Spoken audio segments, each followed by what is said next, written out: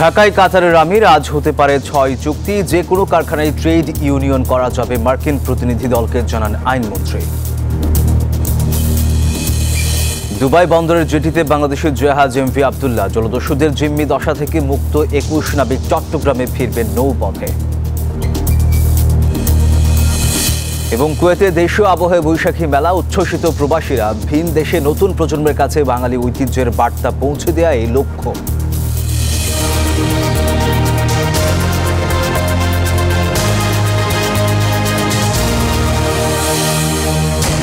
স্বাগত প্রবাসী নিউজ 24 সংবাদে। আপনাদের সাথে আছি আমি সোহাগ বক্স। দেখছিলেন সংবাদ শিরোনাম, এবার বিস্তারিত। রাষ্ট্রীয় সফরে ঢাকায় এসেছেন কাতারের আমির Sheikh Tamim bin Hamad Al Thani. সোমবার বিকালে শাহজালাল আন্তর্জাতিক বিমানবন্দরে পৌঁছালে তাকে স্বাগত জানান রাষ্ট্রপতি মোহাম্মদ শাহাবুদ্দিন। প্রধানমন্ত্রী শেখ হাসিনা 2024 সালের জানুয়ারিতে টানা চতুর্থ মেয়াদে সরকার গঠনের পর মধ্যপ্রাচ্যের কোনো দেশ থেকে এটি প্রথম উচ্চ পর্যায়ের রাষ্ট্রীয় সফর। আর গত 2 দশকের মধ্যে কাতারের কোনো আমিরের বাংলাদেশে এটি প্রথম সফর। আজ গণভবনে প্রধানমন্ত্রী শেখ হাসিনা কাতারের আমিরের সঙ্গে প্রথমে একান্ত বৈঠক এবং পরে আনুষ্ঠানিক দ্বিপক্ষীয় বৈঠক করবেন। বাংলাদেশে কাতারের আমির Sheikh Tamim bin Hamad Al থানির সফরকে বিনিয়োগের সম্ভাবনা হিসেবে দেখছে সরকার। তার এই সফরে বাংলাদেশের সঙ্গে 6টি চুক্তি ও 5টি সমঝোতা স্মারক সই হওয়ার কথা রয়েছে।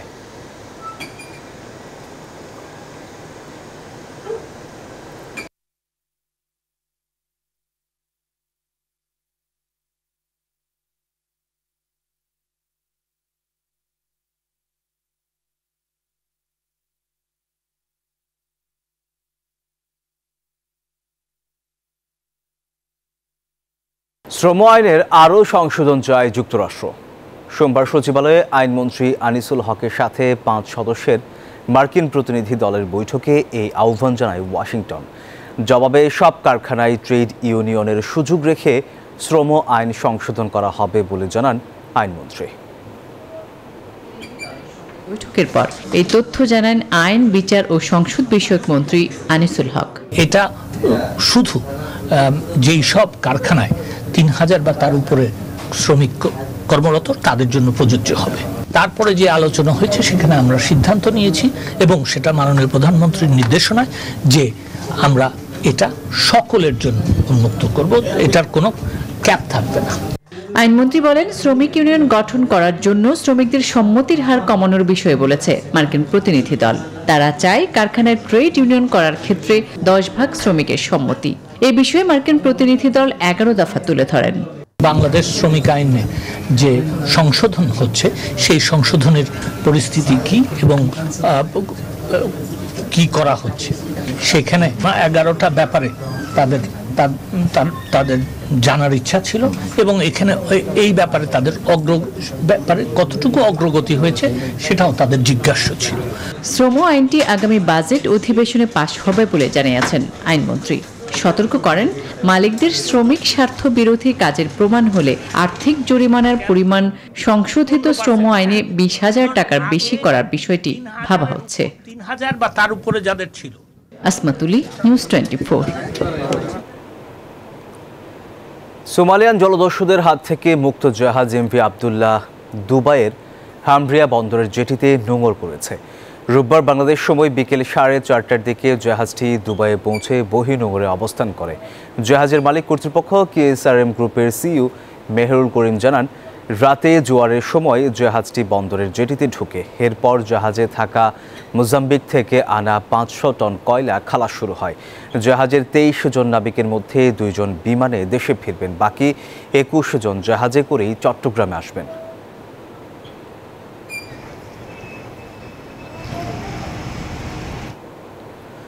বৈশাখী আনন্দে মাতোয়ারা কুয়েত প্রবাসীরা। কুয়েতের ছেবদি অঞ্চলে দেশীয় আবহে আয়োজিত এই বর্ষবরণে প্রবাসীদের পরিবেশিত বাঁশির সুর, নৃত্য আর গান উৎসবে বাড়তি উন্মাদনা ছড়ায়, যা মুগ্ধ করে আগত অতিথিদের। কুয়েত থেকে জাহাঙ্গীর পলাশের পাঠানো তথ্যচিত্রে ডেস্ক রিপোর্ট। কুয়েতে নেই রমনার বটমূল, তবে বৈশাখী উৎসবে এসো হে বৈশাখ এসো এসো গানের তালে বর্ষবরণের আনন্দে মাতেন কুয়েত প্রবাসীরা। রবীন্দ্র নজরুল শিল্পী গোষ্ঠীর আয়োজনে কুয়েতের সেবদিতে অনুষ্ঠিত বৈশাখী উৎসবে প্রবাসী শিল্পীদের নাচ গান সহ নানান পরিবেশনা মুগ্ধ করে সবাইকে।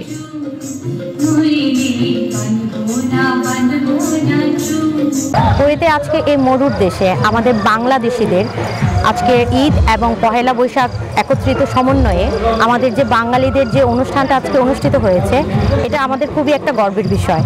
বর্ণিল সাজে সেখানে অংশ নেন প্রবাসীরা। বর্ষবরণ এই আয়োজনে প্রধান অতিথি ছিলেন সংগঠনের উপদেষ্টা আব্দুল হাই। আমরা ছোট ছোট বাচ্চাদেরকে চেষ্টা করি বাংলা পান্তা ইলিশ এগুলো আমরা পরিচিত করার জন্য, আমরা ছোট ছোট বাংলাদেশি ফ্যামিলিতে বাচ্চাদেরকে বাংলাদেশ কালচারগুলো শেখানোর চেষ্টা করি আমরা। আজকের এই অনুষ্ঠানে আমাদের বাচ্চারা কবিতা আবৃত্তি, গান, নাচ সবই করেছে এই মরুর বুকে, এবং আমাদের বাচ্চারা এর থেকে অনেক কিছু শিখেছে বাংলাদেশকে সম্বন্ধে। ভিনদেশে নতুন প্রজন্মের কাছে বাঙালির ঐতিহ্যের বার্তা পৌঁছে দেয় লক্ষ্য বলে জানান আয়োজকরা। Desk report, news 24। প্রধানমন্ত্রী শেখ হাসিনার নেতৃত্বে দেশের অর্থনৈতিক ও সামাজিক ক্ষেত্রে অভূতপূর্ব উন্নয়ন হয়েছে। সৌদি আরবের জেদ্দায় কূটনীতিকদের সম্মানে আয়োজিত নৈশ ভোজে এমন মন্তব্য করেন জেদ্দাস্থ বাংলাদেশ কনসুলেটের কনসাল জেনারেল মোহাম্মদ নাজমুল হক। সেই সঙ্গে প্রবাসীদের প্রতি সৌদি আইন মেনে দল মত নির্বিশেষে বঙ্গবন্ধুর স্বপ্নের সোনার বাংলা নির্মাণে একযোগে কাজ করার আহ্বান জানান। অনুষ্ঠানে প্রধান অতিথি ছিলেন সৌদি আরবের পররাষ্ট্র মন্ত্রণালয়ের মহাপরিচালক মাজিন বিন আল হিমালি। এছাড়াও উপস্থিত ছিলেন যুক্তরাষ্ট্র, রাশিয়া, দক্ষিণ আফ্রিকা সহ বিভিন্ন দেশের 32 জন কনসাল জেনারেল এবং ওআইসি, আইডিবি ও সৌদি সরকারের উচ্চ পদস্থ কর্মকর্তারা।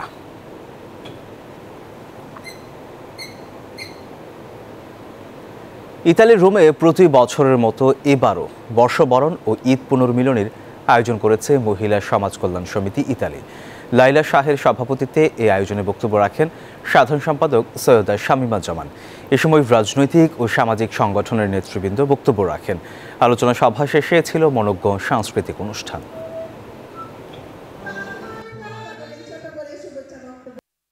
আমাদের কর্মব্যস্ততার মাঝখানে প্রবাসে আমরা ঈদ করতে পারিনি, তো মহিলা সমাজ কল্যাণ সমিতি থেকে আজকে আমরা ঈদের আনন্দটুকু ভাগাভাগি করে নিব বলেই আজকে আমাদের এই প্রয়াস। তবে বৈশাখ আমাদের হৃদয়ের স্পন্দন। আমরা প্রবাসে কেন, আমরা যেখানেই থাকি না কেন, বাংলাদেশের ঐতিহ্য আমরা ধরে রাখবো। আজকের এই অনুষ্ঠানটা আমরা সবাইকে নিয়ে ঈদের আনন্দটা উপভোগ করার জন্যই আজকে একত্রিত হওয়া, এবং সবাইকে নিয়ে একটা বর্ষবরণের উৎসব করলাম, যাতে করে সবার সাথে সবার দেখা হয়, সবার সাথে আমরা কুশল বিনিময় করতে পারি। প্রবাসী নিউজ 24 নিচ্ছে একটা বিরতি, সাথেই থাকুন।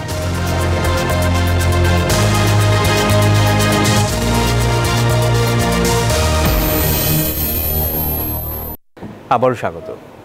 সাবেক আইজিপি বেনজির আহমেদের বিরুদ্ধে বিপুল পরিমাণ অবৈধ সম্পদ অর্জনের অভিযোগের বিষয়ে অনুসন্ধান শুরু করেছে দুদক। সোমবার কমিশন কার্যালয়ে ব্রিফিংয়ে কথা জানান দুদক সচিব খুরশেদা ইয়াসমিন। তিনি বলেন, বিষয়টি অনুসন্ধানে কমিটি গঠন করা হয়েছে, নির্ধারিত সময়ের মধ্যে শেষ করা হবে তদন্ত। আর এদিকে বেনজির আহমেদের দুর্নীতি অনুসন্ধানে হাইকোর্টে রিট করেছেন এক আইনজীবী।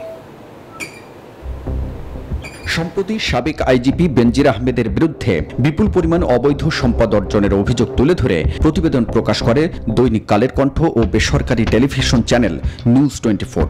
বেনজিরের ঘরে আলাদিনের চেরাগ শিরোনামে ওই প্রতিবেদনে তুলে ধরা হয় দেশে বিদেশে সাবেক আইজিপি ও তার স্ত্রী সন্তানদের নামে অস্বাভাবিক সম্পদ অর্জনের তথ্য। প্রতিবেদন প্রকাশের কয়েকদিন পরেও এ বিষয়ে কোনো ধরনের ব্যবস্থা না নেওয়ায় বেনজিরের বিরুদ্ধে তদন্ত চেয়ে রোববার দুদকের দ্বারস্থ হন একজন সংসদ সদস্য।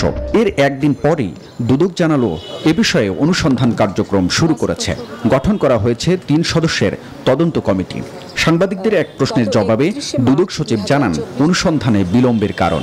সভাটি হয় সেটি হচ্ছে 18 এপ্রিল 2024 তারিখে। উক্ত সভায় সাবেক আইজিপি জনাব বেনজির আহমেদের বিরুদ্ধে অবৈধ সম্পদ অর্জনের অভিযোগ অনুসন্ধানের জন্য অনুমোদন দেওয়া হয়। নির্ধারিত সময়সীমার মধ্যে অনুসন্ধান সমাপ্ত করে আইনানুগ ব্যবস্থা গ্রহণ করা হবে। এর আগে বেনজিরের বিষয়ে অনুসন্ধানের কোনো উদ্যোগ না দেখে হাইকোর্টে রিট করেন এক আইনজীবী। বেনজির আহমেদ সম্পর্কে যে তথ্য প্রকাশিত হয়েছে সে ব্যাপারে তারা বসে আছে, কিছু করছে না। এই জন্য দুর্নীতি দমন কমিশনের উপরে একটা নির্দেশনা চেয়েছে, কেন তারা বসে আছে তার বিরুদ্ধে ইনকোয়ারি করার জন্য একটা নির্দেশনা চেয়েছে, এবং এই রিটটি আমরা কমিশনকে অবহিত করেছি। আমরা কমিশনের পক্ষ থেকে এটি মোকাবিলা করব। বেনজিরের অঢেল সম্পদের মধ্যে গোপালগঞ্জে ইকো রিসোর্ট নামে এক অভিজাত পর্যটন কেন্দ্র, এছাড়াও তার স্ত্রী ও 2 মেয়ের নামে দেশের বিভিন্ন এলাকায় অন্তত 6টি কোম্পানির খোঁজ পাওয়া গেছে। 5টি প্রতিষ্ঠানে তার বিনিয়োগের পরিমাণ 500 কোটি টাকার বেশি হতে পারে। 34 বছর 7 মাসের দীর্ঘ চাকরি জীবনে বেনজির আহমেদের বেতন ভাতা বাবদ মোট আয় 1,84,89,200 টাকার মতো হওয়ার কথা থাকলেও তিনি গড়ে তুলেছেন অঢেল সম্পদ। হাবিবুল ইসলাম হাবিব, নিউজ 24, ঢাকা। এপ্রিলের শেষ সপ্তাহেও থাকবে গরমের দাপট। 2 থেকে 7 ডিগ্রি পর্যন্ত বেশি উত্তপ্ত থাকবে এবারের এপ্রিল, এমন পূর্বাভাসে দিয়েছে আবহাওয়া অধিদপ্তর। গেল বছরের তুলনায় গড় তাপমাত্রা কিছুটা কম হলেও 33 বছরে এপ্রিল মাসের গড় হিসেবে বড় পরিবর্তন এসেছে এবার। তীব্র গরমে বন্ধ ঘোষণা করা হয়েছে শিক্ষা প্রতিষ্ঠান আর স্বাস্থ্য সুরক্ষায় সবাইকে সতর্ক থাকতে বলছেন জনস্বাস্থ্য বিশেষজ্ঞ। সজল দাসের প্রতিবেদন। প্রচণ্ড গরমে একটু শীতল পরশ, অস্বাস্থ্যকর জেনেও কাঠফাটা রোদে তৃষ্ণা মেটানোর চেষ্টা। গরমে আমাদের শরীর একবারে ক্লান্ত হয়ে যাচ্ছে, নিঃশ্বাস চালাতে একটা ক্যাপ পরে গেলে আসলে কোনো জানো কোনো মানে শান্তি পায় না। কদিন ধরেই প্রকৃতিতে যেন আগুন ঢালছে সূর্য, যা নেভানোর এমন বিচ্ছিন্ন চেষ্টা কাজে আসছে না তেমন। বেলা বাড়ার সঙ্গে বাড়ছে রোদের তাপ, প্রচণ্ড গরমে হাঁসফাঁস জনজীবন। বর্তমানে যে গরম আছে এটা সহ্য করার মতো না। 3-4 দিন ধরে দেখতেছি গরমের এতই তাপমাত্রা যে মনে করেন বাইরে ছাতা ছাড়া বের হওয়া যাচ্ছে না। মানুষ অনেক অসুস্থ হয়ে পড়তেছে, হাসপাতালে প্রচণ্ড ভিড়। আবহাওয়া অধিদপ্তর বলছে 1991 থেকে 2023 এই সময়ে এপ্রিল মাসের গড় তাপমাত্রা 33.2 ডিগ্রি সেলসিয়াস, যা এবছরের 11 এপ্রিলের পর 2 থেকে 7 ডিগ্রি পর্যন্ত বেশি গড়ে চলছে। বৃষ্টির তেমন সম্ভাবনা না থাকায় গরমের তীব্রতা আরও বৃদ্ধির পূর্বাভাস আবহাওয়া অফিসের। গত বছর আপনার হাইস্ট এপ্রিলে উঠেছিল 43 ডিগ্রি তাপমাত্রা, কিন্তু এই বছরে যেটা উঠেছে গত বছর দিন 42.6, এখনো 43 ক্রস করেনি। তবে এবারও তাপমাত্রা গত বছরের মতোই এটা হয়তো দীর্ঘায়িত হতে পারে, যেহেতু ওই ধরনের ভারী বর্ষণের সম্ভাবনা নেই। জনস্বাস্থ্য বিশেষজ্ঞরা বলছেন তাপমাত্রার হঠাৎ এমন তারতম্য ক্ষতিকর মানবদেহের জন্য। সর্দি, কাশি, জ্বরের মতো গরমজনিত নানা রোগ নিয়ে হাসপাতালে ভিড় করছেন অনেকেই। বহির্বিভাগে রোগীর চাপ অনেক বেড়ে গিয়েছে আমাদের, বিশেষ করে সিজনাল ফ্লুগুলোর জন্য, এবং যেগুলো মূলত তাপমাত্রার সাথে সরাসরি সম্পর্কিত। খুব বেশি প্রয়োজন ছাড়া বাসা থেকে বেরোবেন না, আর বাসা থেকে বেরোলেও সাথে প্রচুর পর্যাপ্ত পরিমাণ তরল পানি অথবা তরল খাবার সাথে রাখা উচিত। দিন ও রাতের তাপমাত্রায় পরিবর্তন সামান্যই, জলীয় বাষ্পের আধিক্য গরমের অনুভূতি বাড়িয়ে দিচ্ছে কয়েক গুণ। এমন প্রেক্ষাপটে শিশু, বয়োবৃদ্ধ ও অসুস্থ রোগীদের আরও সাবধানে থাকার পরামর্শ জনস্বাস্থ্যবিদদের। সজল দাস, নিউজ 24, ঢাকা। জলবায়ু পরিবর্তনের প্রভাব মোকাবিলায় সমন্বিত উদ্যোগ গ্রহণে বিশ্ব নেতাদের প্রতি 6 দফা সুপারিশ তুলে ধরেছেন প্রধানমন্ত্রী শেখ হাসিনা। জানান, জলবায়ু পরিবর্তনের বিরূপ প্রভাবের শিকার বাংলাদেশ। বাস্তুচ্যুত মানুষের পুনর্বাসনের দায়িত্ব সব দেশকে ভাগ করে নেয়ার আহ্বানও জানান তিনি। যুদ্ধে ব্যয় না করে ক্ষতিগ্রস্ত দেশগুলোর পাশে দাঁড়াতে আন্তর্জাতিক মহলের প্রতি আহ্বান জানান Sheikh Hasina. National adaptation plan NAP expo 2024-এর উদ্বোধনী অনুষ্ঠান উপলক্ষে রাজধানীর বঙ্গবন্ধু আন্তর্জাতিক সম্মেলন কেন্দ্রে এই আয়োজন। পরিবেশ, বন ও জলবায়ু পরিবর্তন বিষয়ক মন্ত্রণালয়ের উদ্যোগে আয়োজিত এই এক্সপোর উদ্বোধন করেন প্রধানমন্ত্রী শেখ হাসিনা। দেশি বিদেশি বিভিন্ন সংস্থার প্রতিনিধি, এনজিও প্রতিনিধি, জলবায়ু বিশেষজ্ঞ সহ প্রায় 1000 প্রতিনিধি উদ্বোধনী অনুষ্ঠানে অংশ নেন। 4 দিনব্যাপী এই এক্সপোর লক্ষ্য বিশ্বের কাছে জাতিসংঘ জলবায়ু অভিযোজনে বাংলাদেশের সফলতা তুলে ধরা। এর উদ্বোধন অনুষ্ঠানে আপনাদের সকলকে আমার আন্তরিক অভিনন্দন জানাচ্ছি। প্রধানমন্ত্রী বলেন, বঙ্গবন্ধুর পদাঙ্ক অনুসরণ করে নিজস্ব অর্থায়নে জলবায়ু পরিবর্তন ট্রাস্ট ফান্ড গঠন করে বাংলাদেশ জলবায়ু পরিবর্তন মোকাবেলায় বিভিন্ন পদক্ষেপ নিয়েছে। আমরা জলবায়ু পরিবর্তনজনিত সম্ভাব্য ক্ষতি হ্রাসে অভিযোজন ও প্রশমন উভয় ক্ষেত্রে উপযোগী কার্যক্রম গ্রহণ করে যাচ্ছি। এক্ষেত্রে UNFCCC এর লস অ্যান্ড ড্যামেজ তহবিলতে অর্থ প্রাপ্তির জন্য বাংলাদেশ প্রয়োজনীয় উদ্যোগ গ্রহণ করবে। তিনি জানান, জলবায়ু পরিবর্তনের বিরূপ প্রভাবে হুমকির মুখে দেশের উন্নয়ন ও অর্থনৈতিক সমৃদ্ধি।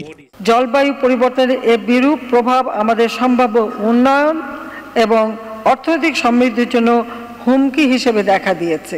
আমরা 11টি জলবায়ু ঝুঁকিযুক্ত এলাকাতে 8টি খাতে 113টি অগ্রাধিকারমূলক কার্যক্রম চিহ্নিত করেছি। আমাদের প্রায় 230 মিলিয়ন মার্কিন ডলারের প্রয়োজন।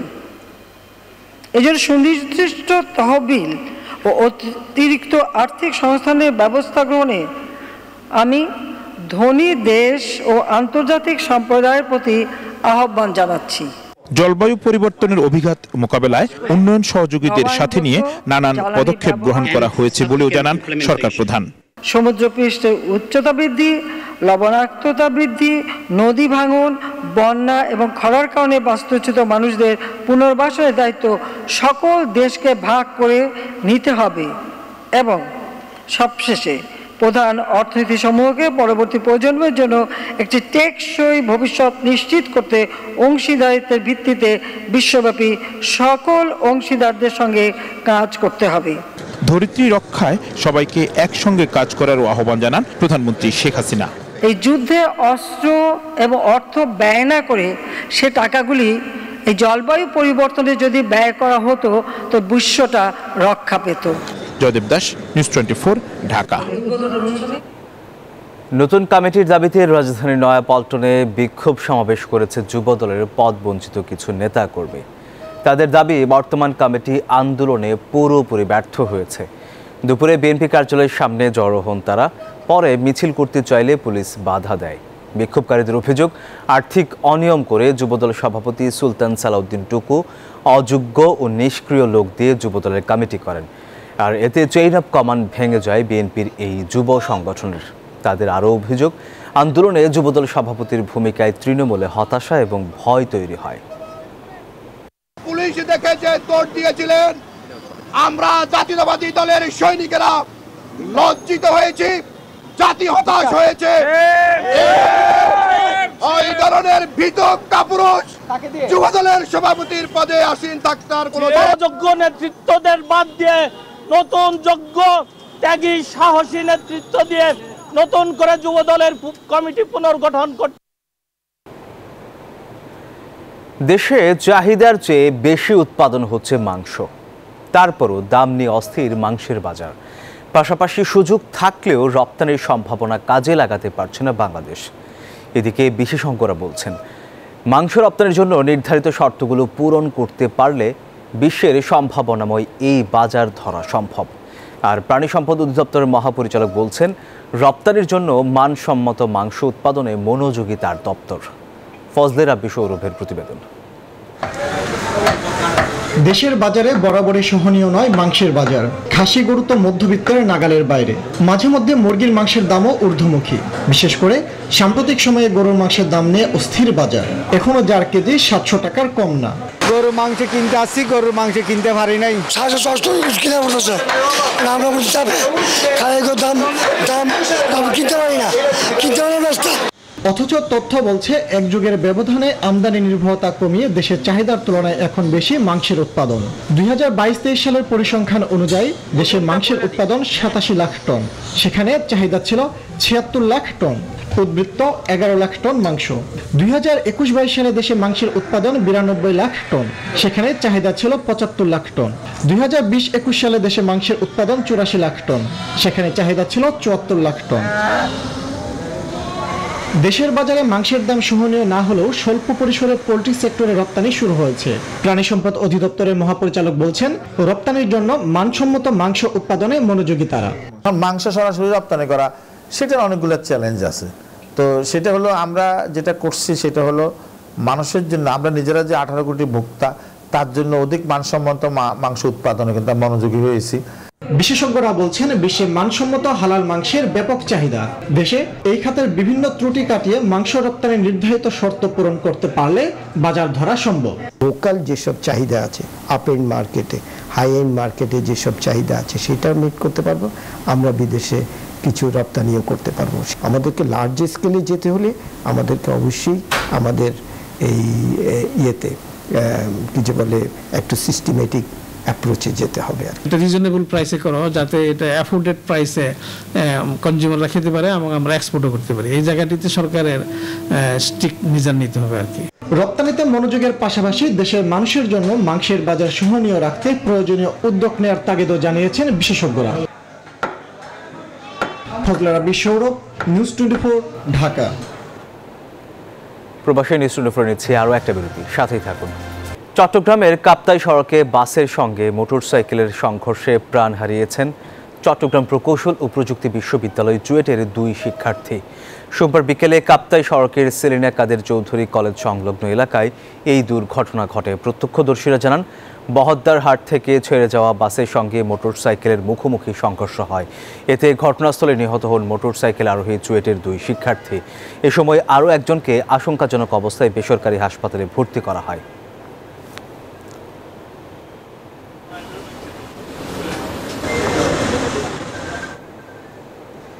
এবার জানাবো আন্তর্জাতিক সংবাদ। মালদ্বীপের পার্লামেন্ট নির্বাচনে স্পষ্ট হলো চীন ভারত বৈরিতার ছাপ। দেশটির পার্লামেন্ট নির্বাচনে নিরঙ্কুশ সংখ্যাগরিষ্ঠতা নিয়ে জয় পেয়েছে চীনপন্থী প্রেসিডেন্ট মোহাম্মদ মুইজ্জু। বিশ্লেষকরা বলছেন, দেশটিতে বেইজিংপন্থী সরকারের নয়াদিল্লি মালের সম্পর্কে ভাটা না পড়লেও ভারত মহাসাগরে চীনের আধিপত্য নিয়ে বাড়ছে শঙ্কা। দক্ষিণ এশিয়ার রাজনীতিতে আলোচনার কেন্দ্রে এখন ভারত চীন মালদ্বীপ সম্পর্ক। দেশটিতে ক্ষমতায় কে থাকছেন তার উপর নির্ভর করে চীন ভারতের ভূ রাজনৈতিক স্বার্থ। মালদ্বীপের রাজনৈতিক ইতিহাস বলছে এখানে বেশিরভাগ সময় ভারতপন্থী সরকার ছিল, চীনপন্থী সরকার ছিল মাত্র 2 বার। এবারে নির্বাচনে প্রেসিডেন্ট হয়েছেন চীনপন্থী মুইজ্জু। তবে প্রেসিডেন্ট হলেও পার্লামেন্টের দখল ছিল ভারতপন্থী নেতার হাতে। তাই তো পার্লামেন্টের দখল নেওয়াটা ছিল মুইজ্জুর জন্য কঠিন পরীক্ষা। তবে সবকিছুকে ছাপিয়ে মালদ্বীপের পার্লামেন্ট নির্বাচনে প্রেসিডেন্ট মোহাম্মদ মুইজ্জুর নেতৃত্বাধীন দল বেশ বড় জয় পেয়েছে। আর নির্বাচনের ফলাফল পরিষ্কার যে ভোটাররা শুভাকাঙ্ক্ষী দেশ ভারতের বলয় থেকে বেরিয়ে এসে মুইজ্জুর চীনপন্থী নীতির প্রতি ঝুঁকে পড়ার বিষয়টি ব্যাপকভাবে সাড়া দিয়েছে। তবে এতে ভারত মালদ্বীপের সম্পর্কে ভাটা পড়বে না বলে মনে করছেন বিশ্লেষকরা। প্রতিবেশী দেশ হিসেবে দুদেশের সম্পর্ক বেশ গভীর। এমনকি দেশটিতে ভারতের অনুদান আগের তুলনায় বেড়েছে। ভারতের বিপুল পরিমাণ বিনিয়োগও রয়েছে। সম্পর্ক ভালো রাখা মালদ্বীপের জন্য গুরুত্বপূর্ণ। মুইজ্জু ক্ষমতায় আসার পর থেকেই ভারতকে চাপে ফেলে দ্বীপরাষ্ট্রের কাছাকাছি আসতে শুরু করে চীন। India out, China in. দেশটি থেকে সেনা সরানো থেকে নানা ধরনের বিরোধে জড়িয়েছে নয়াদিল্লি। এমন অবস্থায় ভূ রাজনীতির কৌশলগত দিক থেকে গুরুত্বে থাকা ভারত মহাসাগর মাথা ব্যথা হয়ে দাঁড়িয়েছে ভারতের জন্য। ভারত মহাসাগরে এর ভূকৌশলগত অবস্থানের কারণে মালদ্বীপের দিকে কড়া নজর রেখেছে ওয়াশিংটনও। মাসুদ রানা, নিউজ 24। এই ছিল সংবাদে। ধন্যবাদ সবাইকে।